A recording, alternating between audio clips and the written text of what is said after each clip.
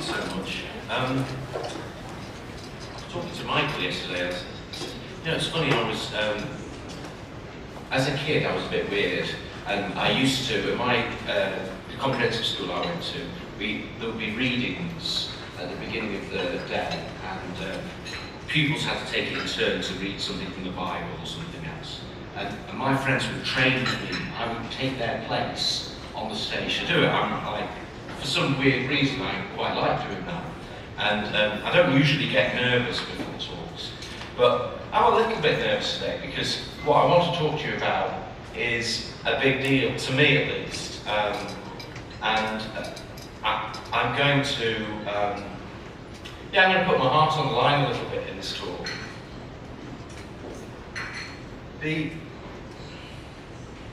This talk will also be a little bit peculiar. I'm going. So this is a kind of peculiar way of complimenting Marcia's choice of speakers, which is a self-indulgent thing to do when you're a speaker. But it's interesting. Although sadly,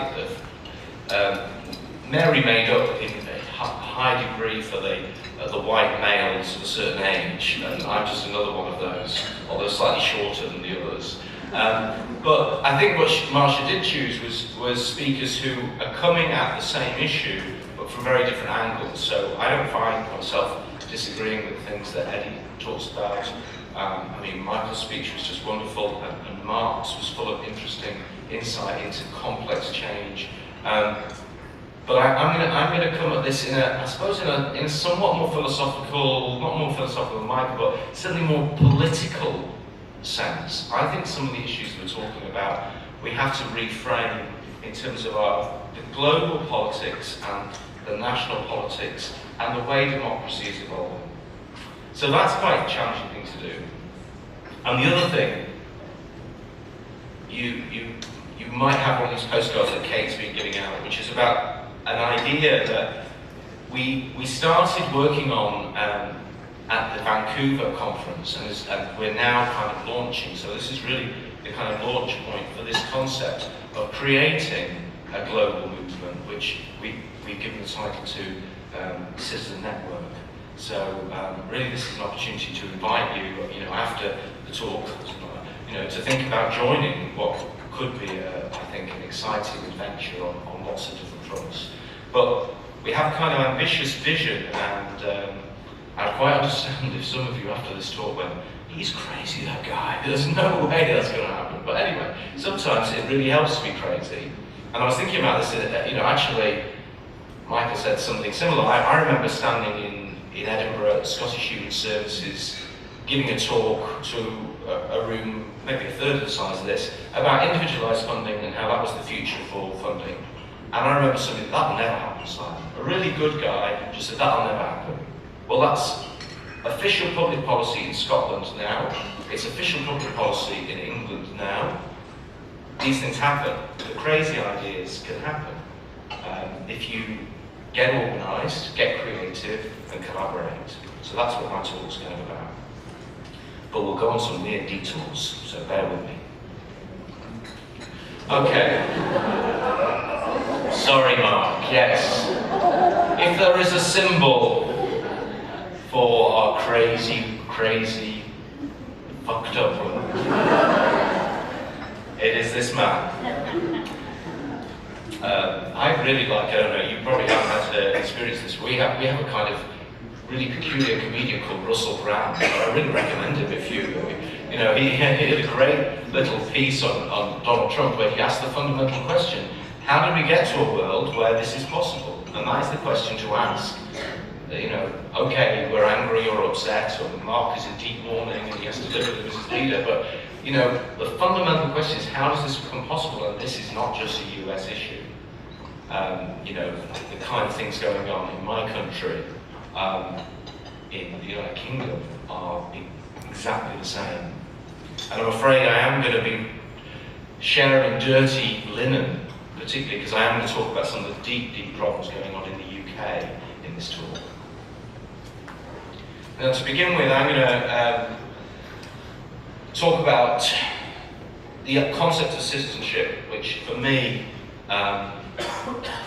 is one way. It's only one way. It's just a word, isn't it? It's a word with an interesting history, but it's, you know, we were just talking before the speech about concepts in the Maori community which offers very similar perspective into the value of human life. So I'm not in any sense saying, here's the new theory that's going to solve all the world's problems. You know, we need to listen to each other. But it is fascinating. At the recent Conservative Party conference, Theresa May, you know, she's no better than Trump anyway, but, you know, our leader, listen to this.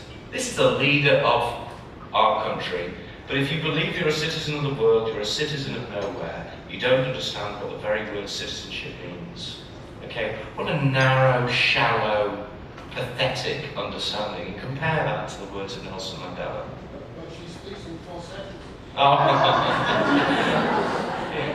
When they're lying to you in good English, it makes no improvement.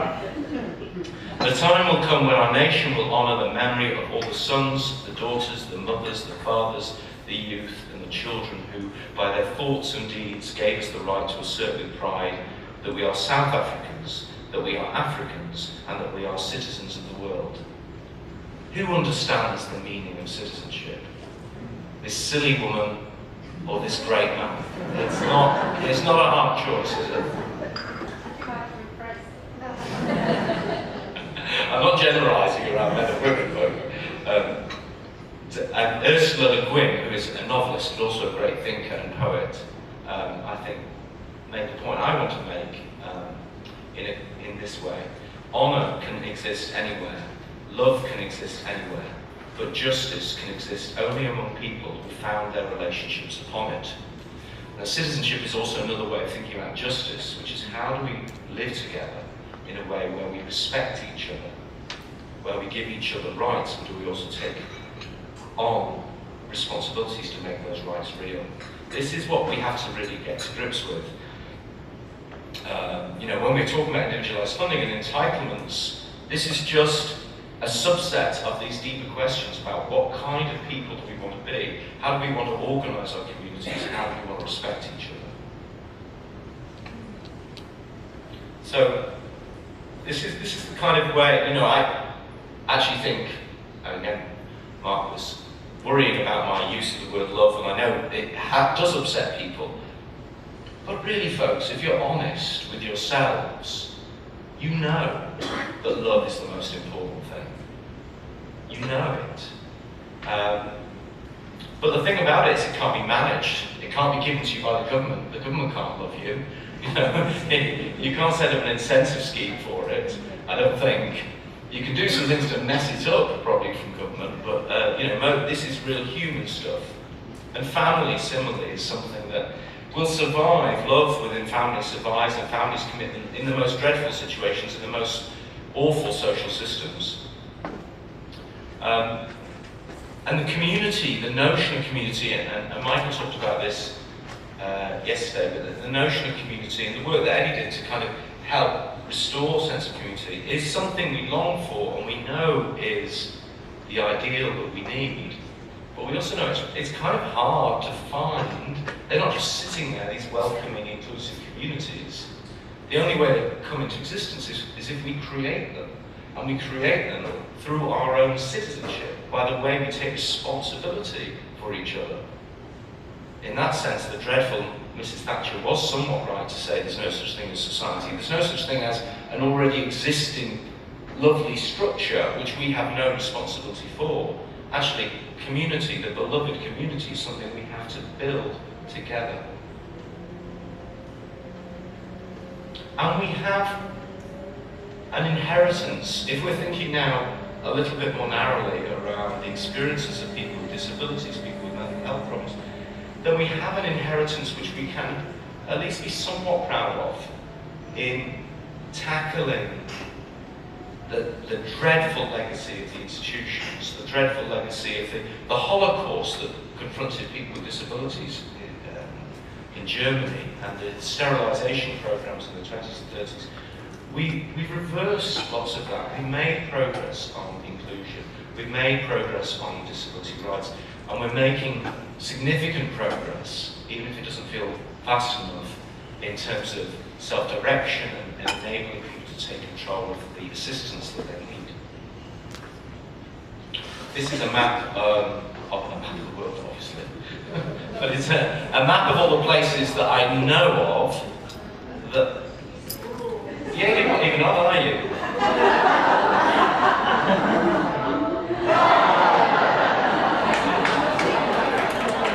Sorry. Graphic sizes.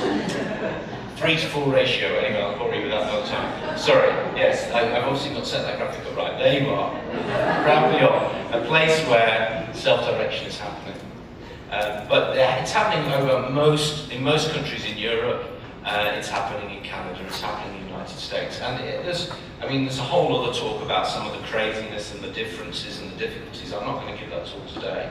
It's happening. Progress is being made. I spent the first 10 weeks of this year in Finland, and this year the Finnish government committed to put personal budgets into their health and social care system. So it's happening.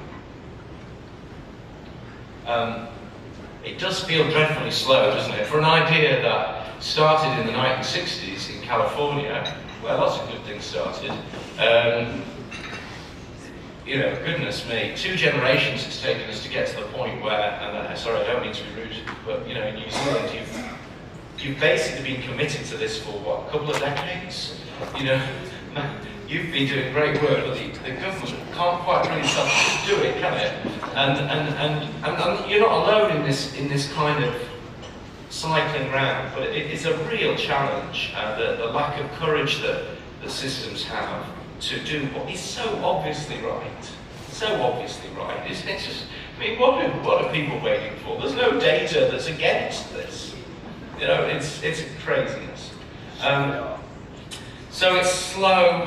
But interestingly, and Mark touched on this yesterday, and certainly this is what's going on in England, even despite some of the other madness, is its scope is going quite broad now. You know, so these ideas are going into support for children, support for mental health, just a whole range of different areas. In fact, for kids with disabilities, it's being used to rethink education processes and healthcare processes. So all sorts of interesting and positive things going on using this approach, which is fundamentally about shifting power to people and families. And I suppose what is definitely happening is that we're moving from a situation where people like me would be making the argument 20 odd years ago, this makes sense, this is logical, to what we can now say is, it's like, a few 100,000 people in the UK, there's a few, and so on and so forth. It's an empirical fact that this is happening and it's working. I mean, this is from the very first kind of pilot program that we did in the UK. I just really like this slide, even though the numbers are tiny, just because of the dramatic positive increases, but the improvements, but also because we asked questions about people's citizenship. We were framing this as not about bogus questions of health and well-being or kind of other government jargon, but just like, do you feel in control of your life? What's your housing like? What's your economics like? Are you better off? All these really practical questions which are critical to our citizenship, which enable us to be full contributing citizens. And again, although this is a bit more controversial, and actually a lot of these questions depend on how you design the systems, it's pretty clear from our experience that this is not just better for people, it's way more efficient. I mean, people get worried because they think, goodness me, it'll become an excuse for the government to take money off people. But it's not bad, is it, when a good idea improves people's lives and actually costs less money than what you're currently doing? I mean, that doesn't seem like a bad idea to me. And in the UK, there's a big caveat about these statistics. What you can see, so we've got direct payments full or partial, 220,000 people. That's enormous for our system. That's getting towards 25%. We've got something called local authority managed personal budgets. One of the things that went wrong in my country, and one of the reasons why I grumpily kind of went off stage left, was the way in which the implementation process kind of allowed local authorities to get away with a completely meaningless form of self-direction. I think Mark came to England to look at some of our systems. It's crazy what's going on under the name of self-direction. So you've got to look under the lid quite often and see what's going on. But even with that craziness, what you can see is really, there's no other game in town in England. It's self-direction, it's individualised funding. It could be done a hell of a lot better than it is. It's a very imperfect version of it. But nobody's really making the case to take power and control away from people. One of the big challenges we face, though, is how we understand these ideas. Because one of the things that did depress me a little bit, when we developed these ideas rooted in the notion of citizenship, but when you saw these ideas re-explained back by politicians and by London-based think tanks, they were almost always converted into a form of consumerism. Isn't this great? People will be able to go and pick their social care services. And you're going, but that's irrelevant. That's not what people are doing. It's not even what the data says. People are building better lives for themselves. They're not shopping for services. You've completely misunderstood what the data tells you. And what you find is that they're not interested in the data. What they're interested in is their pre-existing ideology, which is that we're all basically shoppers. Yeah, that's basically human life for these folks. We go shopping. It's such a denial of who we are and what's valuable in life. You know, I've been doing these talks over Skype to the folk in the Australian aged care sector who've been very kind to me by inviting me to say challenging things from the other side of the world by a computer. But, you know, one of the things in Australia, in the aged care sector, they talk about these ideas as consumer-directed care. And I spend quite a lot of time saying the word consumer is dreadful and the word care isn't much better. You know, and the word consumer, in its original usage, means one who squanders or wastes. Yeah? And it actually, its root is consumption, eating. You know, what are we eating? You're eating services, human services, you're eating people, we're cannibals. This is a totally wrong way of thinking about what's going on. And it's not supported by the data. If you set these systems up right, I mean, sometimes they set the systems up so that the only thing you can do is shop for services, of course. But if you set these services up in a way that gives people real flexibility and control, people build better lives. So this data is just from 2 reports that are around people with intellectual disabilities who are in day centres. Instead of the day centres, they give them control over their budgets. What do? Well, one of the first things they do is they go out to their community and do ordinary stuff in ordinary places, in facilities that are much better than what's in a shabby day centre. Sorry, it's not actually rocket science. You know, if your choice is kind of bowling in a kind of phony bowling alley in a day centre or just going bowling, what would you do? And if you look at the other things on this list, you know, they're just ordinary life stuff. You know, it's the second thing, help at home. Oh, radical. Hey, maybe I don't want to go to the day centre today. Maybe I don't want to spend 4 hours on a bus going to the day centre. Maybe I'd actually just like to stay at home and do something I'm interested in at home. Or personal assistance to go out and about. Maybe I'd go and access my community in a different way. Public transport, friends, family, education, carers breaks, holidays, employment support. Then way down at the bottom, 12 people who actually spent some of their personal budget on the day centre. Now, this is one of the tricky issues, is that sometimes we'll pick services that they're collapsing because nobody wants them. You know, so some of these institutional services, they still have some fans, and when there aren't enough fans to sustain institutional service, the institutional service collapses. Again, wise leaders would be helping those services change early rather than collapse from lack of interest. And these issues of change and transformation are important because a lot of the resistance to change comes from people who are just frightened that people won't pick them anymore. So one of the things we should be doing right from the outset is helping people be the kind of things that people might pick.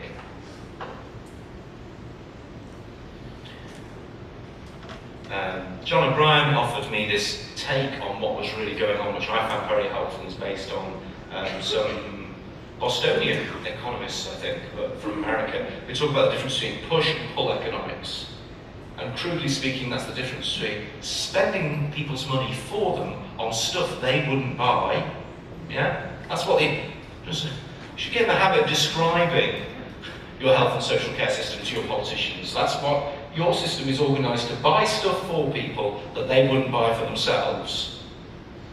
Yeah? It must be like that, because why are you not giving them control? Because they would make different decisions and not buy it. So you kind of know already that that's how the system's set up. And when people take control, what do? They don't just go shopping. What they do is construct better lives for themselves using their real wealth. I think this notion is one we should use more, or there may be other versions of this, but I really like this model that was developed by Pippa Murray. It's described in the little report there, A Fair Start. It came out of the experiences, actually, of families with children with disabilities. And Pippa, who herself had a son with severe disabilities, asked families what really made them strong. And she came to me afterwards, she said, Simon, what families were saying is your personal budget idea, it's nice, people like it, but it's not really what makes people strong. It's not the most important thing. The most important things are people's relationships. The most important things are people's own capacities. The most important things are the communities that people can join in and how accessible they are. And even more important than that, and I know this word troubles people as well, but even more important than that is the human spirit, that sense Michael talked about yesterday of optimism and hopefulness that enables you to look at the world that you're in and spot the opportunity and find the means to live a better life. So, we won the argument, got the data. At this point, you guys should just be embarrassing your politicians and civil servants into just explaining why it's possible to justify hanging on to the systems you've got. But I want to just slightly shift gear in a strange way here and say that what we're doing can also be seen as part of a much bigger picture. And I think sometimes it is useful to stand back. Sometimes we like to focus, but my talk's going to ask us to stand back from some of the work we've been doing. I think some of this is about a much broader sense of deinstitutionalization, a much broader sense of what is it going to take to help us build the kind of communities where we're truly welcome and where we can really act from that sense of citizenship, where we can be the full version of who we are, not a shopper.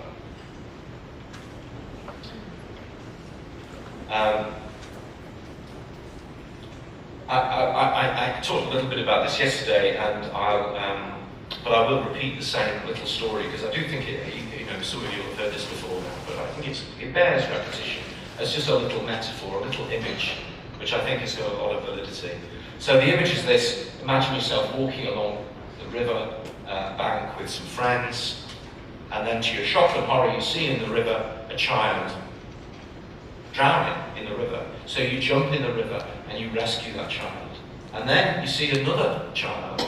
And so before you know it, there are children and babies in this river drowning, and you're in the business of getting them out of the river, bringing them to the banks of the river.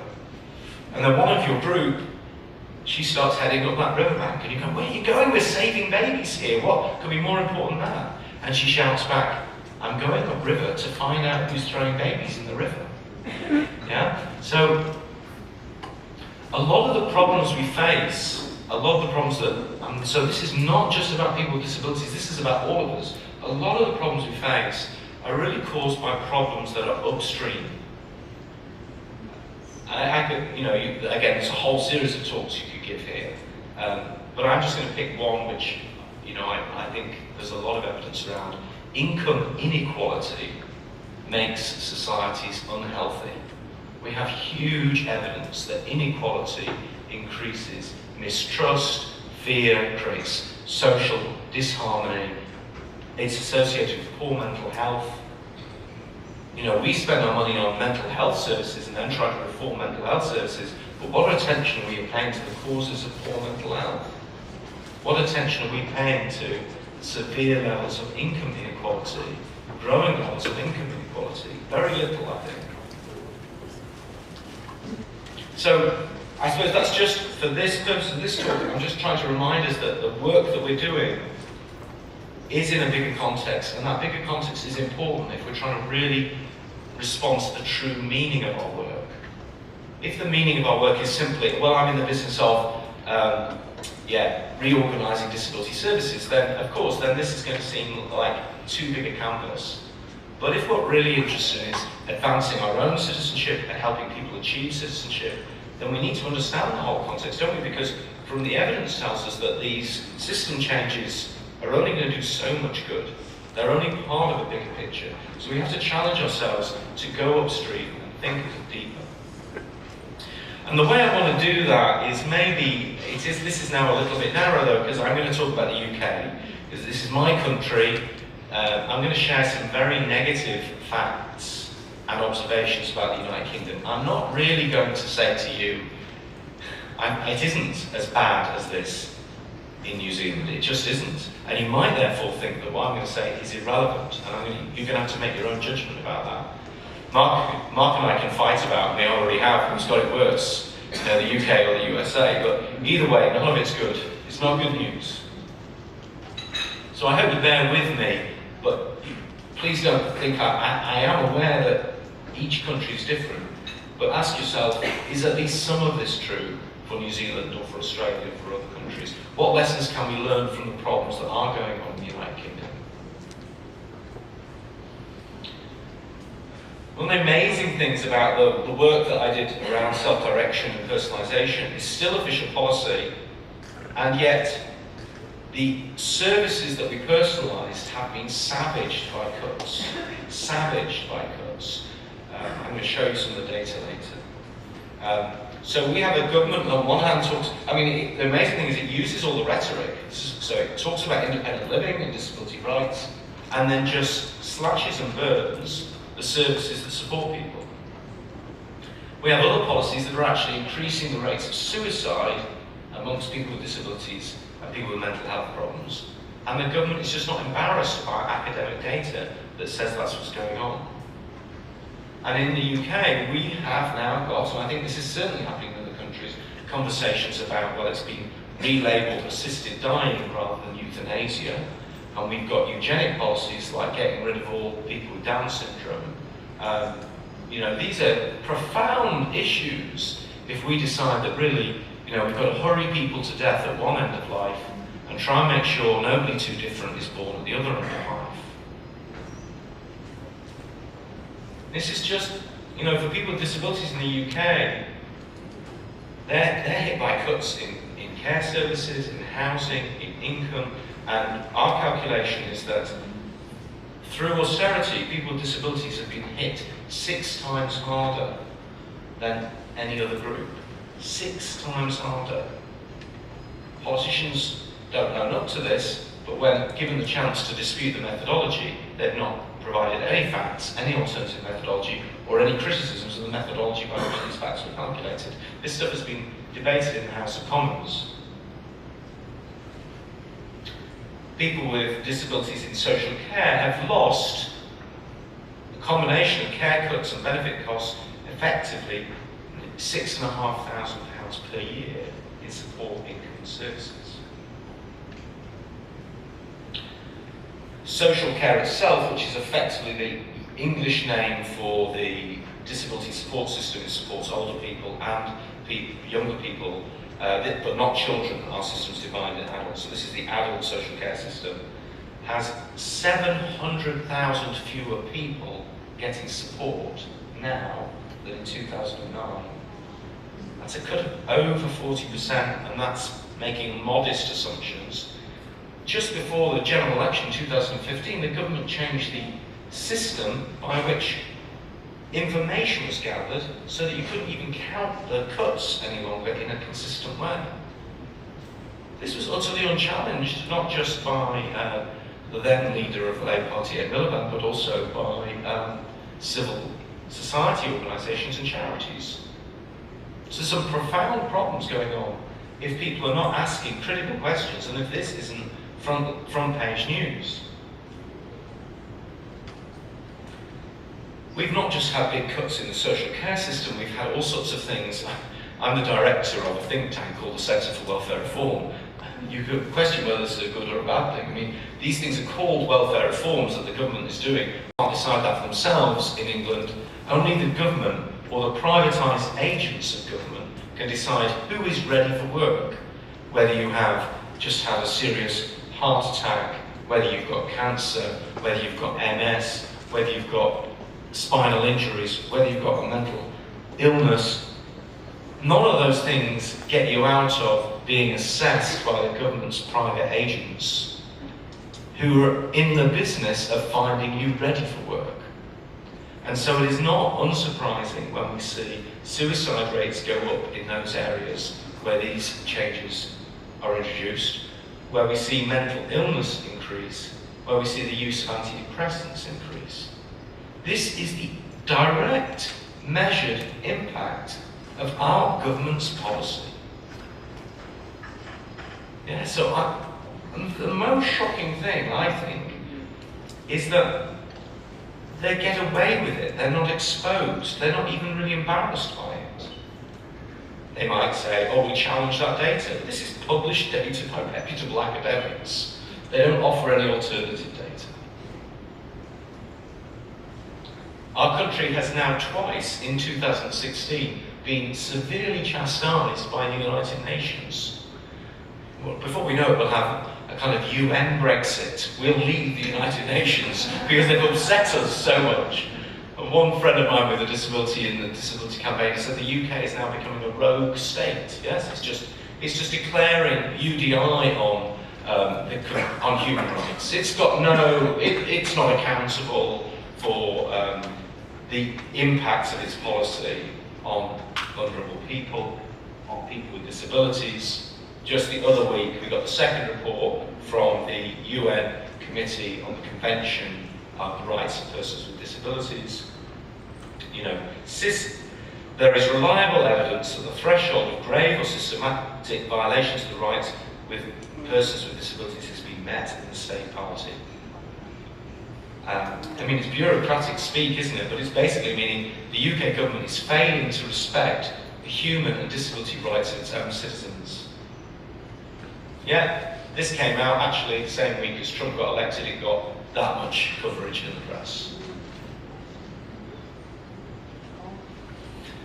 And this is one of the things that I want to say now, which does give me a little bit of fear, because I want to say that actually the category that a lot of us in the room, I mean certainly my life has been focused around the category of disability is maybe one we need to start thinking about differently. If you're under attack, maybe it's a good time to think about who your allies are, and one way of identifying your allies is thinking about who else is under attack. And certainly in the UK, if you're a migrant, if you're a refugee, if you're an asylum seeker, you're under attack. If you're living in poverty, if you need benefits to supplement your income, then you're under attack. And I would argue at a deeper level, some of the problems, I suppose this is my take on what's going wrong, some of the problems are really about the way in which all of us are forgetting how to be citizens. We are, I mean, I'm complaining about the shopping metaphor, but is that what we're becoming? We shop, we watch television, if we've got a job, we go to work, and that's it, folks. That's life. Do you know, to a Greek philosopher 2,500 years ago, that would have been called slavery. That was called the opposite of life. Life was meant to be about your contribution, your action in community, all of the interesting things you did to make your community a better place. Your engagement in community life was meant to be the peak of life. And now we're just too busy shopping and going to work to be a citizen.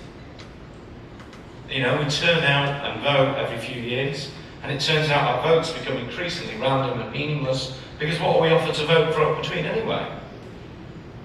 Michael can give an eloquent description of the hard choices facing the American citizens, because, you know, questions like Hillary Clinton, she wasn't offering a lot of hope and a lot of difference for people feeling angry and upset. Just to show you some of the kind, so these impacts that I'm talking about in policy terms are not just about people with disabilities. If the poorest 10% in the period of the previous government, 2010 to 2005, had their incomes cut by 9%. 9% income cut. And the poorest 10% are really, really poor in the United Kingdom. And people face, and this really makes a lot of people, I mean, a lot of people it's good television or good reading in the newspaper, but a lot of people it's really hurtful. I know communities in the north of England who've had television crews arriving to film what's called Benefit Street, which is a new form of kind of reality TV porn, where cameras look out for people's kind of peculiar behaviour, poor decision making, as if the wealthy never make poor decisions, and then turn that into television and as forms of reportage which says, you know, this is why Britain's in trouble. It's all these lazy scroungers, the work shy. See these headlines: the work shy, the skivers, the scroungers. These are on mainstream newspapers. And these problems go back a long way. The telephone kiosk, the poster today, probably can't see it, but that says targeting benefit thieves. Anybody know when that poster was put on telephone kiosks? Any guesses? About 2007, under the new Labour government. You know, this is not even this bunch of bastards. Yeah. We're spending, so benefit fraud is minuscule. Minuscule.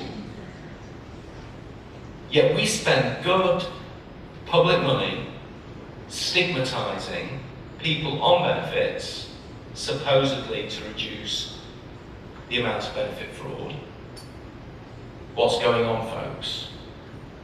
This is not about economics, this is about social control.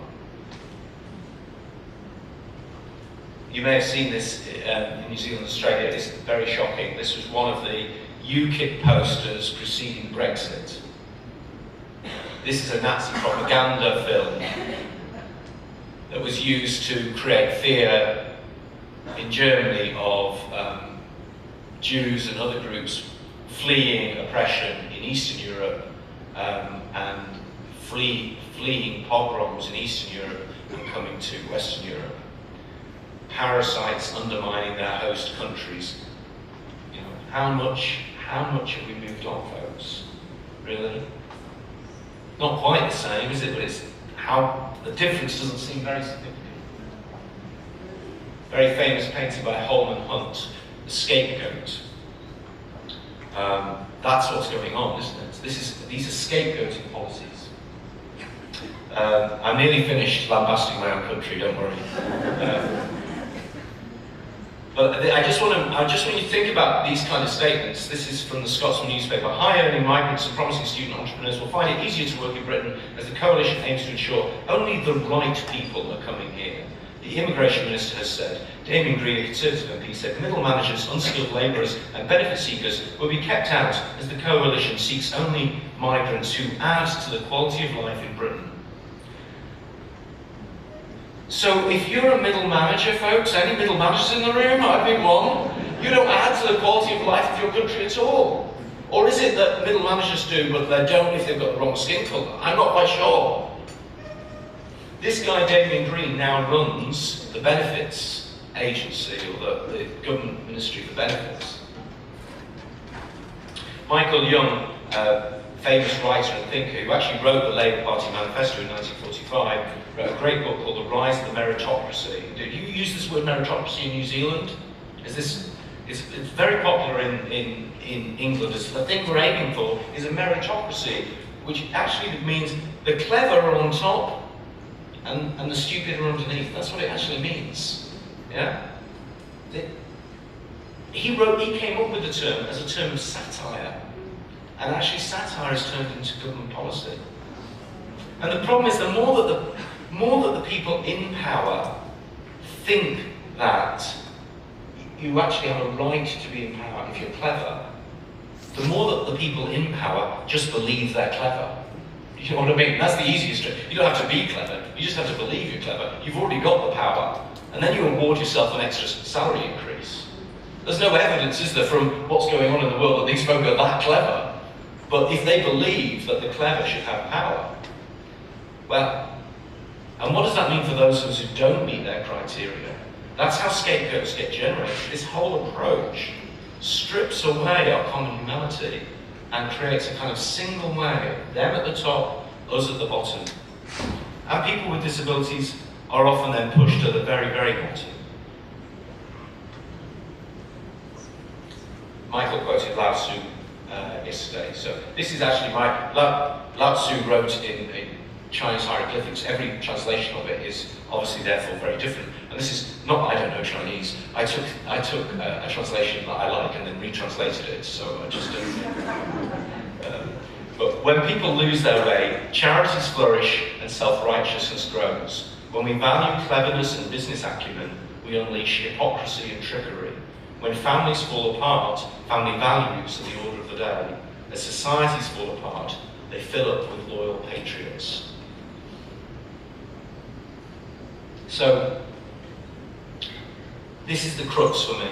Okay, so that's a dark place to go, and you might kind of feel, it's not as bad here, it won't get as bad here. And maybe you're right. You know, I have no evidence to suggest that this is an inevitable negative force that's going to sweep the world, but it's certainly getting around a bit. It certainly seems like politicians can suddenly start using very negative language and get away with it. So I want us to imagine that we could just reverse this. We could climb, as it were, back through the looking glass, away from this crazy, twisted, distorted view of our humanity, into something more positive, something right. Why don't we, why don't we welcome each other into full citizenship? Why don't we advance and articulate a richer notion of what it means to be a citizen? Why don't we challenge ourselves to ensure everybody can be a citizen? Everybody can be valued in their differences. Why don't we, instead of falling for the nonsense of competition, why don't we actually work together to challenge injustice?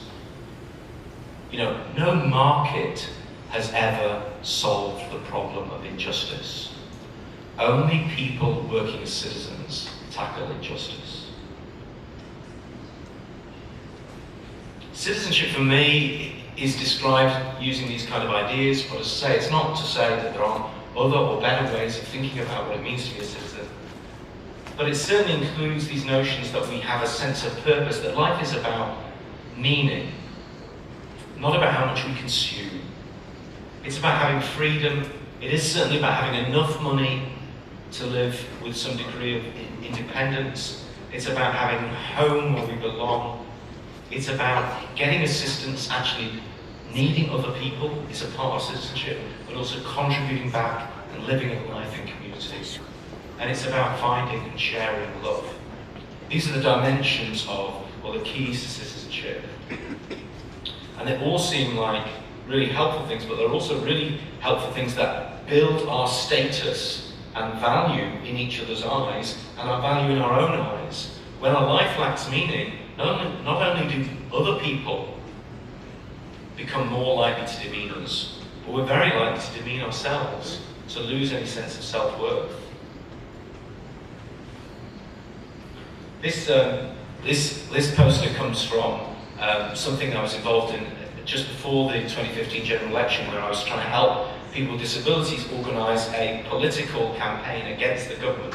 That went well, didn't it? But anyway, one of the things that the National Forum, which is a group of self-advocates with intellectual disabilities, did was develop their own manifesto. Can you see this? I mean, is there anything on here you wouldn't agree with? I mean, I suppose the point I'm making is it's really possible to identify the kind of things that would construct a decent society, and people with intellectual disabilities have a really strong sense of what those things are. And I think this kind of vision is the kind of thing that lots of people, given the opportunity, would join in with.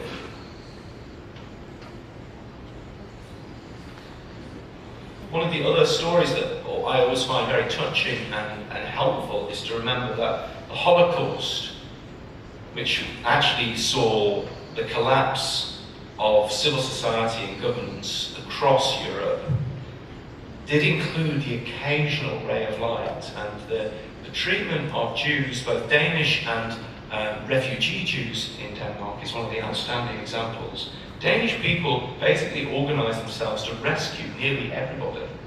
Nearly everybody was effectively hidden and then put on fishing boats at great risk. They were under military occupation by the Nazi government at great risk, and they were safely got to Sweden. The few that the Germans captured were sent to a concentration camp, and the remaining kind of Danes then put enormous pressure on the German government, pushing them to protect those, the Jews in the concentration camp. So even some of those Jews that went to the concentration camp even survived because of the political pressure put on by Denmark, even under military occupation. Those people, those Danes, understood the meaning of citizenship. Citizenship does not end with your passport or a country's boundary or the colour of your skin or your ethnicity. You can treat each other with respect if you choose to make that choice. What about the disabled people in that country?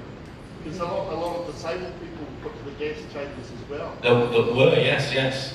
Well, I mean, yeah, so I've written a whole book about that, so we could, but yeah, so I don't actually know what happened in Denmark, but the German T4 action and the subsequent eugenic policies, which murdered probably the best estimate is about 400,000 people with disabilities and mental health problems, were murdered by Hitler, and that the first concentration camp gas chambers were the ones that had been closed down after they'd murdered the first 100,000 people with disabilities.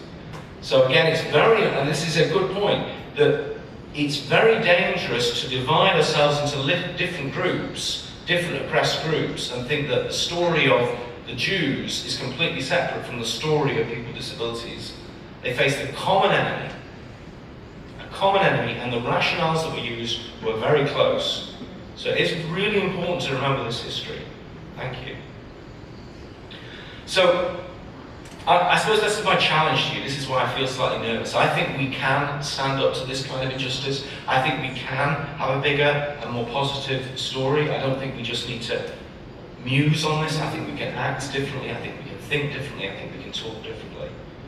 We can challenge the people who use the concept of citizenship to exclude. We can use the word citizenship like Mandela used it, not like the way Theresa May used it. And we can fill our concept of citizenship with good ideas. We can also use these values to challenge some of the stupidity, the hatred, the greed that's causing the problems we're seeing today. Ultimately, we can root our actions in that fundamental feature of our humanity, which is our ability to love one another. I think that we can then, in a very practical way, start to shift the debate to make citizenship central to our arguments. I do think we need to start raising the bar in our public policy discussions. You know, we need to take control of the ideas, and we need to start saying what's important, rather than just responding to the way the powerful say what's important.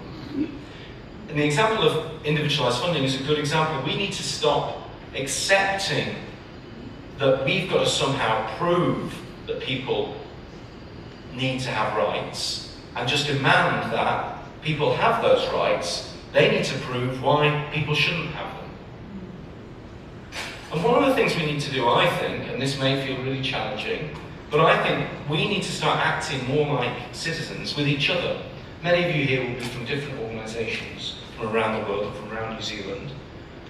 I don't know about New Zealand, but in the United Kingdom, one of the things that's happened badly over the last 20 odd years is that organisations have stopped cooperating, have stopped sharing. They're all put into market competition with each other. This doesn't help. Innovations have never been driven by this force. Innovations come out of humans' abilities to share and adapt good ideas.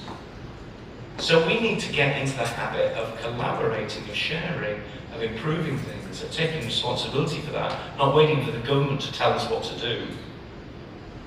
And we need to stop waiting for the permission to do the right thing. And that's why Kate and I, but we've been talking to Marsha about this, we're building on the work that started have brought together a little coalition, and we'd really like folk here to think about being part of this, that we're calling Citizen Network. The core idea is simple. Can we get connected? Can we get better informed? Can we learn from each other? Can we share things together better? And can we change the world? Instead of waiting. There's loads of good ideas out there. This is just a bunch of stuff that the Centre for Welfare Reform and some of our friends publish. You could add to this list. There's loads of good ideas, and there's loads of us willing to just give it away. Give it away. Yeah? It's easy to get informed. And this is on the Citizen Network website. You can see this is a very early version of it. But one of the things that's interesting about technology, Mark knows this much better, but technology is a very powerful way of connecting us now. It's very easy to start to see what's going on. You don't have to wait for government policy to find out something interesting.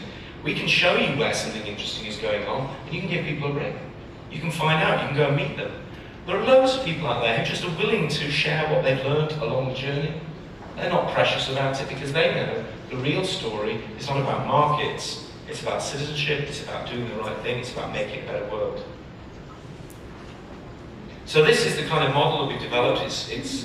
It's work in progress for sure. I'm sure we'll make some mistakes, but we're certainly inviting you to get involved. Your organisation can join for free, individuals can join for free. I very much hope that we might be able to help foster the development of Citizen Network New Zealand. Why can't we act like citizens? Why can't we become our own university, if you like, for doing better? We don't have to wait for them. They are letting us down. We have to do differently. So the word that came to my mind is time to gird our loins. And then I thought, actually, I don't really know what girding our loins means, so I had to look it up. It means, I guess, if you've got long clothes, you tie them up because you've got some work to do. You've got to travel. You don't want your cloak getting caught up in, as you're going about things. So I think it's a good image, isn't it? Let's gird our loins, folks. Let's get busy helping each other and making things better. Let's learn from the battles of the past, the wisdom that Michael and Eddie were sharing yesterday. Let's learn from this, but also let's recognise that we don't have to exactly repeat that. There's still so much more to do, that there are new things to find out, new ways to do things. Let's question some of the assumptions that we've taken for granted for so long. And this may feel the most challenging bit, let's make common cause with people facing some of the same problems. This is really hard. Oppressed groups usually fall out. They don't normally come together. But what changes anything unless we can figure out how to unite, how to learn from each other? The silos, that remember, for people with disabilities, these silos were created by professionals. Whether you've got a chronic health condition or a physical disability or intellectual disability or mental health problem, all of those labels come from the model we're trying to overturn. So why do we accept them? Why don't we unite around our citizenship instead of divide around these labels? Let's get organised. Let's act with courage. So, New Zealand's definitely on this map. Because I searched hard over Google Image to find one where New Zealand was central. But this is my last thought. So for those of us who value citizenship, this beautiful, beautiful world, full of diverse people, interesting, complex communities, is a profound source of strength and joy. Let's embrace it. Thank you.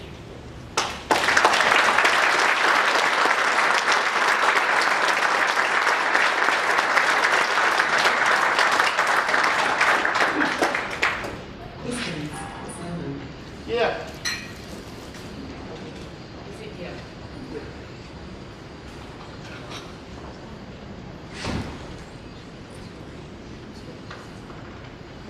Hi Simon, and thank you for that.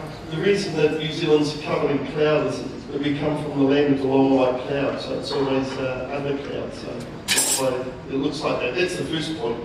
The second point is the problem we have is that the resourcing is with the providers. In New Zealand, they spend $1.2 billion on disability services in New Zealand, and most of that's tied up with providers that don't employ disabled people. So, and that they're busy telling us what we should and shouldn't do, or they're out there lobbying for us, rather than actually helping resource us to go and do it for ourselves.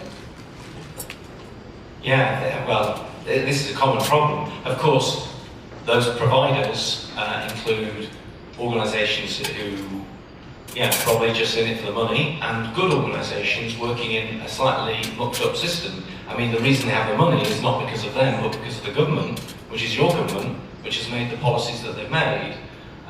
So you're right, though, that one of the major reasons that you see resistance to self-directed support, individualised funding, whatever we call it, basically people's right, the rights of disabled people to be in control of their own life. It's a simple matter, folks. The reason some of that resistance exists is because some people are frightened that they might lose out when that shift of power eventually happens. What I suppose my challenge back would be, because in the United Kingdom, what we see is a disability movement so fractured amongst itself and so utterly fractured from anybody that's called a professional. One of my challenges is to say, right, all these labels, they have some kind of value now and again, but we're also citizens. We're also people who surely want to build a better world for each other, for our own sake, for the sake of our children, for the sake of our fellow citizens. And then sometimes I think this division into these different categories, like the different disability categories, or we're the people with disabilities and you're the professionals, and that's the problem, or within the professional system, then you have we're the government folk and you're the providers, and that's the problem. And we'll create divisions all day long. I don't see any of these divisions helping. I don't see them taking us forward to a place of justice. So I think we have to avoid I'm not saying this is what you're saying, but kind of simplistic notions of goodies and baddies. Within that community of organisations, let's call them providers, although it's a weird word actually, isn't it, if you think about it, but what are they providing? I'm not sure. The organisations we call providers used to be called community organisations. They almost all started in communities trying to do the right thing. The reason they became providers is that government played this game saying, now we're the purchaser or the commissioner and you're the provider, and they just dropped this completely bogus language on people, and amazingly, organisations just accepted it and said, all right, now we're providers, right? Crazy language. But amongst that community, you've got great allies. There are people in that community who want to do different and want to work alongside people with disabilities. I don't know how many. I don't know whether it's a majority or minority or like 2 people, but I know you have, because in every community I've ever been to, there are people like that. So the question, so the challenge back is, how can you make common cause? Not so they take over, because they've got no rights in the matter of your right to lead your own life. But can't we find ways of working together on this stuff, is my question. Is that that's my sense of perspective on it. Thank you for the brilliant presentation. There's a lot of areas that you raised, which is a very good challenge to look at. But my question here is, can we become full citizenship as a community, given that there's a lot of patriots, as you have mentioned earlier, that it only turned out that we are quoting them in history. But what effect did they have that we are practicing today, given that we have the main people that matter the most in the services that we prepare? And the question is, can we become a full citizenship? Given that, as we all know, there's no one size that fits all. And I'm really looking at the education system as well as you mentioned the data. There are so many data collected in different parts of organizations. The true meaning of our work, whether it's distribution of money or funding, or whether it's to be a carer to one disabled person. Because when we change this system, and it's a brilliant idea that I really love what you are presenting today.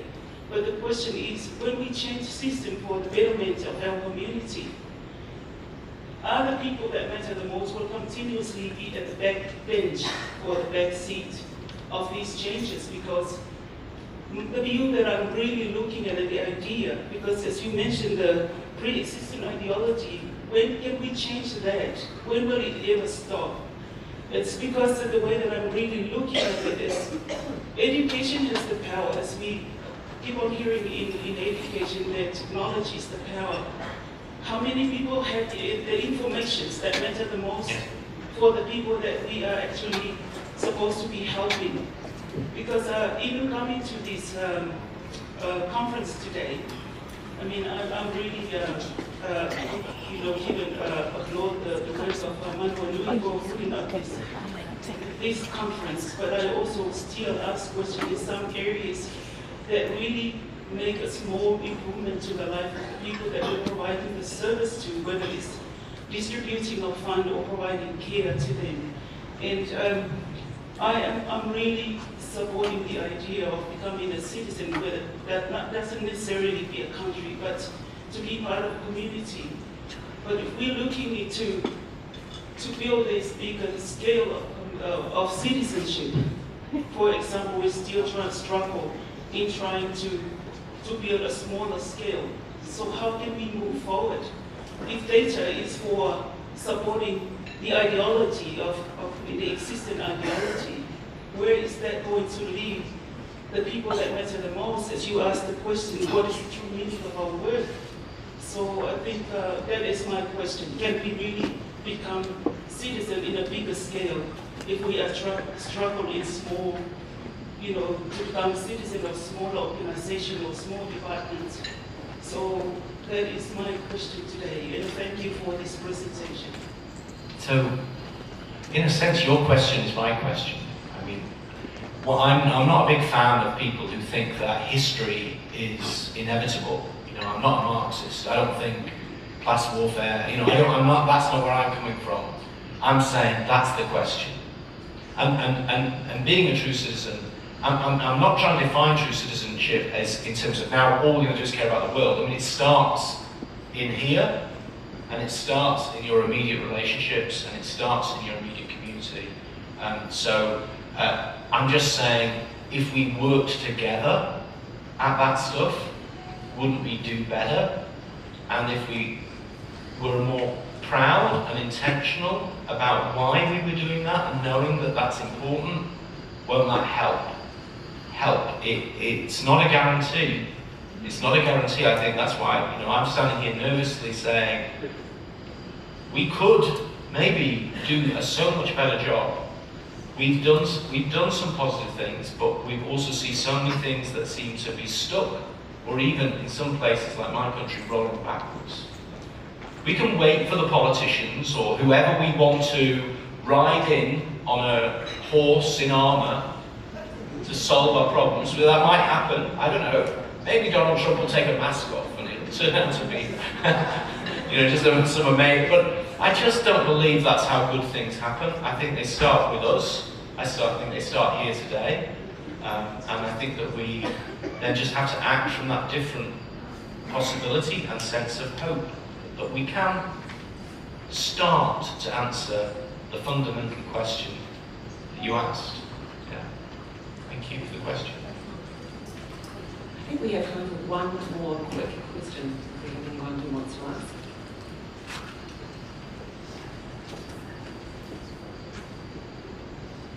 Just when you were saying before about the clever people, or they think they're clever ones on top, well maybe they are the smart ones, because shouldn't we all think that we're clever? It's just a mindset, if we all think that we're clever, wouldn't that maybe equal out the playing minefield of it, you know? Yeah, well, I think it's a good strategy. I mean, actually, just talking about what cleverness means starts to be helpful. I mean, because actually, it's just about all our different gifts, isn't it? And people are gifted. I mean, clever, in a sense, the word clever is just a kind of shallow word, and I use it on purpose to try and demonstrate the idiotic nature of that way of thinking. They don't talk about the clever when they claim this power, meritocracy, and the elites don't use that language. But I'm trying to expose it as it's just silly, that, isn't it? I mean, would you go and did the ancient Greeks organise democracy on the basis of IQ tests? Or we'll take the top 1% and give them all the power. No, they said, no, we'll sit around and figure out how to solve these problems together. That's what communities do. That's what democracies do. They don't take IQ tests. They don't organise power in that way. They listen to each other. I think that's what the Maori community has been telling you. You can cooperate and listen and respect the diverse gifts of your communities and create solutions that work for everyone. Cleverness is stupid, I think. Exactly. It's just a mindset that we need to start scrubbing some of those things clear. And I think the word citizenship in the end, we might say, isn't the right one. I offer it as something I've tried to think about for a long time. I think it's got some benefits, but it's not really the word. It's that mindset of acceptance, of welcoming, of valuing, and togetherness. Yes, thank you. Thank you, Simon. Simon started his